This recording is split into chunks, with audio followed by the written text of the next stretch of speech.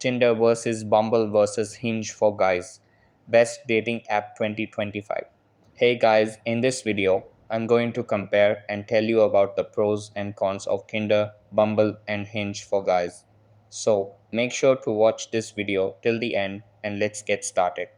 Tinder is one of the most popular dating apps known for its simple swipe based system. It has a massive user base which increases your chances of finding matches quickly. Tinder is great for casual dating and hookups, but it can also lead to serious relationships. However, competition is high and many users swipe based on looks alone. The free version has limited swipes, and premium features like Tinder Gold and Platinum can get expensive. On the other hand, Bumble puts women in control by requiring them to send the first message after a match. This can be beneficial for guys since it reduces the pressure of making the first move.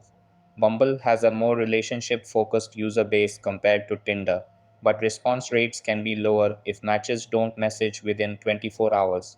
Additionally, premium features like Bumble Boost and Premium can be costly.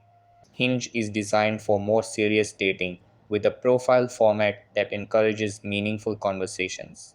It allows users to like and comment on specific parts of a profile, making interactions more engaging. Hinge is great for guys looking for relationships, but it has a smaller user base compared to Tinder and Bumble.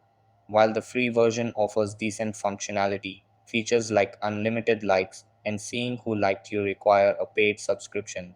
So that's basically the main differences between Tinder, Bumble, and Hinge, which will help you in choosing the right one for you. So that's all for this video.